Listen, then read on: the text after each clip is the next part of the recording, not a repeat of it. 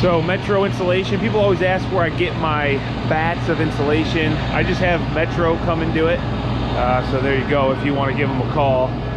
There's their phone number. They're out of Rockford, Illinois. Maybe they'd travel.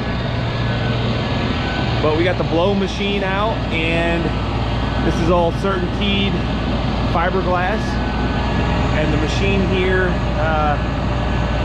basically like a vacuum in reverse. It's just gonna shred up all this compacted fiberglass up there, send it through the tube. It loose fills it out into the cavity, so I'll see if I can show that at all.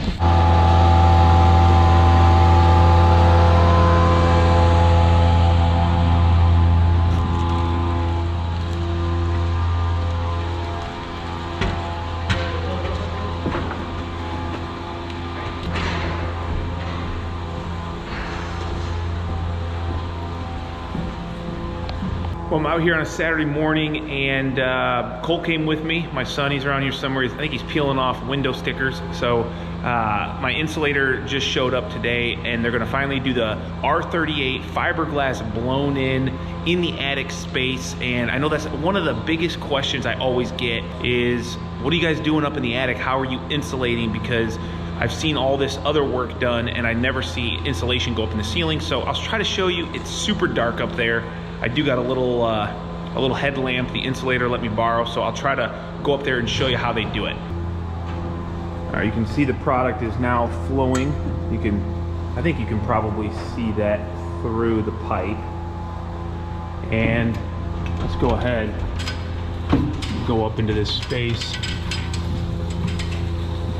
Look at that, you can't see anything, but if you look maybe way back there, you can see a light. Way back there.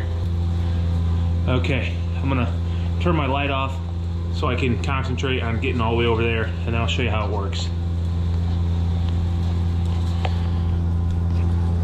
Let's make the trek.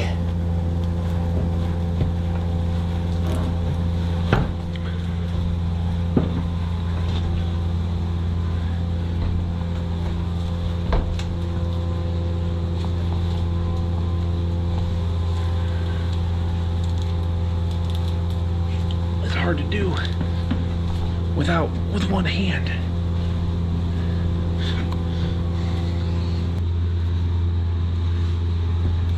Just about the right amount of hose, huh? Good Lord.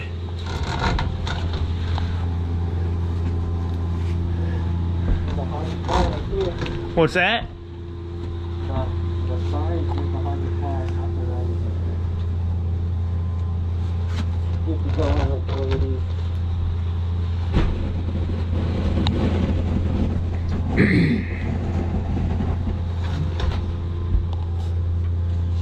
Okay, so you can see that hose. It's just like a vacuum in reverse, and they're just gonna blow it all out there. How many inches are you going for? 15?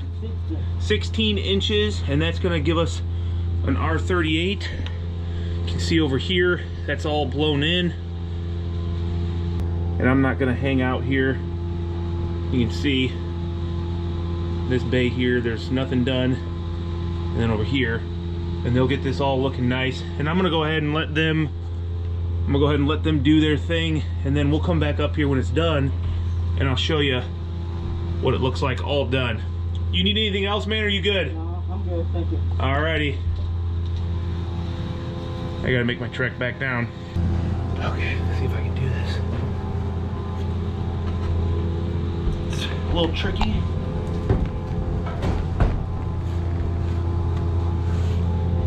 Definitely wish I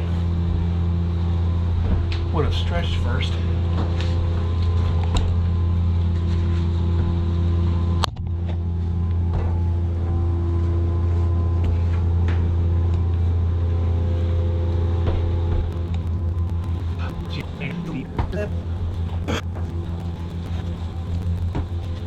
All right.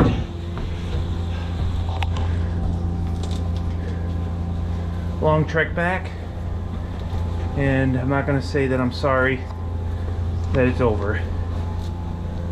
We'll let those guys do their job and get out of here.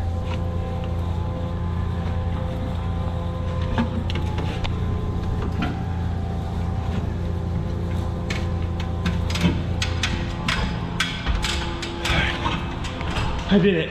You did it? I'm telling you, it was tough.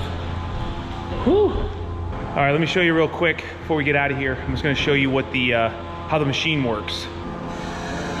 Cole, it's your first scissor lift. No, I did it. Oh. Yeah, but you've never used the Mega Deck, have you? No. I'm gonna turn around, use your hands on the rails. Whoa.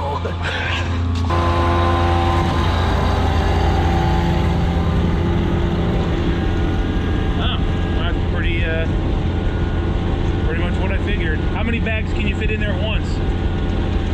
Whatever. You just start throwing them in there and fill it up.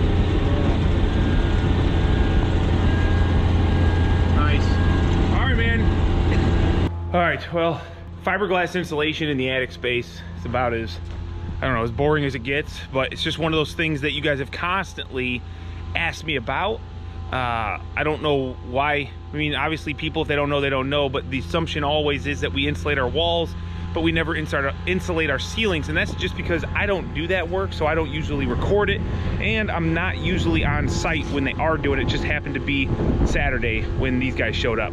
All right, the electrician was here yesterday and got all of the wiring done that needs to be done. He's actually, you can hear them downstairs working on more wiring so that they can stay ahead of us, but all of this upper mezzanine area is ready to go. We used the telehandler to boom up a whole bunk of the pine V-groove boards, and now we're gonna go ahead and start installing them. We also brought up the cut hub with the chop saw, like, so we can just go to town. I think that this whole area will probably take us most of the day, because we got to run this entire 72-foot length and then around the wall to this door. We can't come from that side all the way over yet because they're still working on some electrical work in the kitchen area, which has to be finished in order to come up. But I think that's okay because we got a lot of work to do, so let's get into it.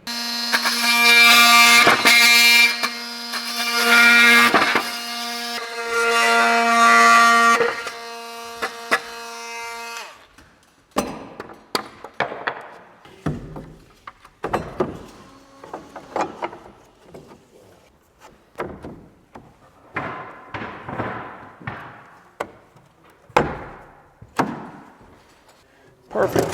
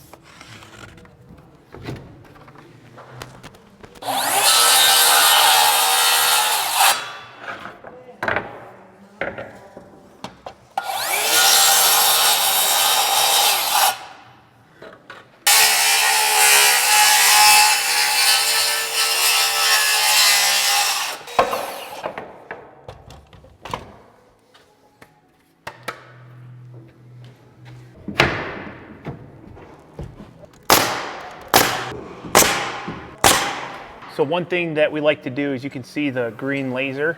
We've got it set up again, and really it's just to check to make sure as we go through these windows that we're staying on the same line. So I've got it basically going right down this little V groove.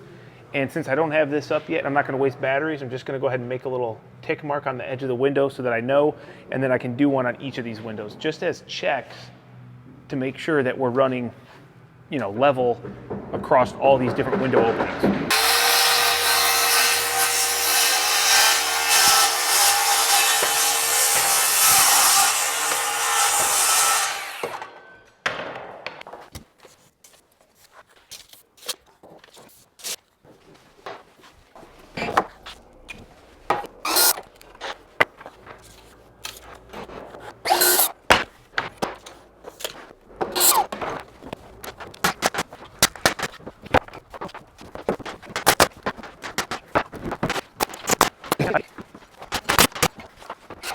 One thing I like to do is whenever you're going into a corner, we just got a slight bevel, like 2 degrees. That way the point that you see is as tight as possible. So it's just slightly beveled.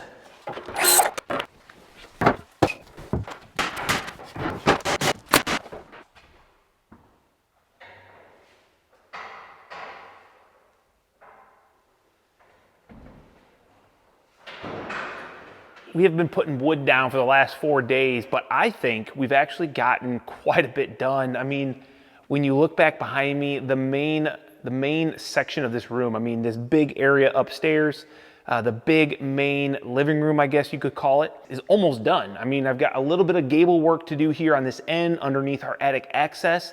And then if you look way down here, you can see that we've just got to connect basically that little section over there. I mean, it's still about 40 feet worth, probably 10 foot tall, but it's really close. Day 4 down, and we'll be back to hopefully wrap up all the main room areas and move into the kitchen, which will be exciting because then they can deliver cabinets and we can install those next.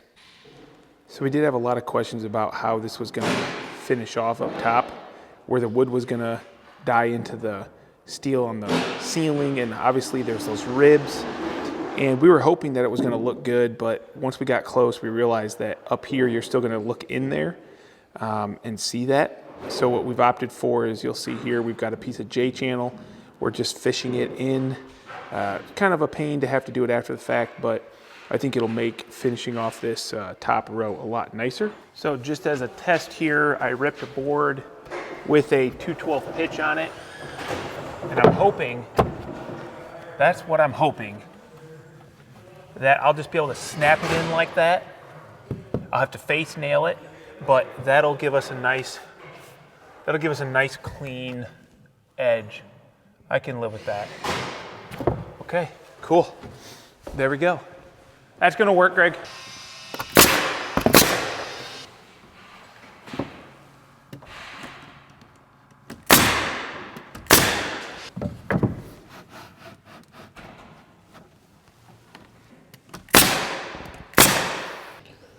Now, because I know the pitch of my ceiling is 212, all I'm doing is measuring over 2 foot, going up 4 inches, 2 inches per foot, and then running my track from the very bottom corner to that 4-inch mark, and it should give me a nice 212 pitch.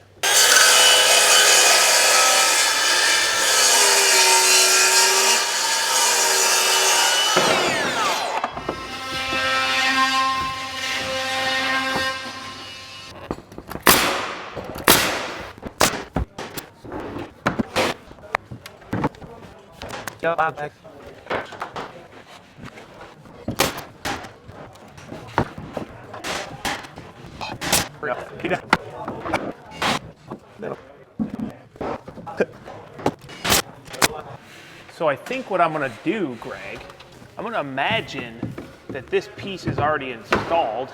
Then I'm gonna cut this piece, get it in here, and push this one down from the middle tight. Otherwise, I'm gonna have a hard time getting it in a tongue and up in the groove every time. So I'm gonna have to do like 2 pieces on probably all of these maybe.